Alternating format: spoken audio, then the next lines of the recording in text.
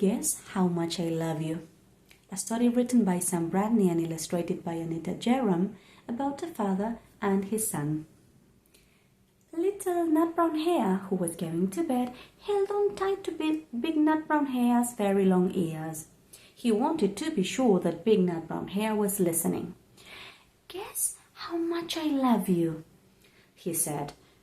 "Oh, I don't think I could guess that," said Big Nut Brown Hare. This much," said Little Nut Brown Hare, stretching out his arms as wide as they could go. Big Nut Brown Hare had even longer arms. "But I love you this much." That is a lot," thought Little Nut Brown Hare. "I love you as high as I can reach," said Little Nut Brown Hare. "I love you as high as I can reach," said Big Nut Brown Hare. "That is very high," thought Little Nut Brown Hare. "I wish I had arms like that." Then Little Nut Brown Hare had a good idea. He tumbled upside down and reached up the tree trunk with his feet. "I love you all the way up to my toes." This is what he did. "And I love you all the way up to your toes," said Big Nut Brown Hare, swinging him over his head like that. "I love you as high as I can hop," laughed Little Nut Brown Hare, bouncing up and down. "But I love you as high as I can hop," smiled Big Nut Brown Hare, and he hopped so high that his ears touched the branches above.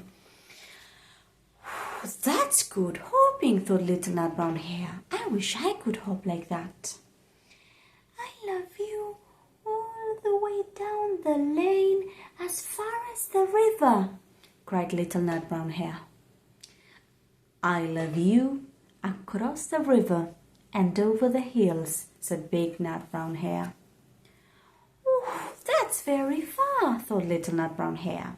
He was almost too sleepy to think any more. Then he looked beyond the thorn bushes out into the big dark night. Nothing could be farther than the sky. "I love you right up to the moon," he said, and closed his eyes.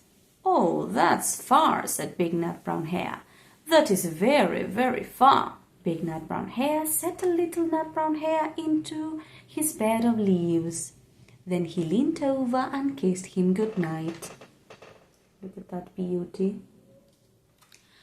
Then he lay down close by and whispered with a smile, "I love you right up to the moon and back."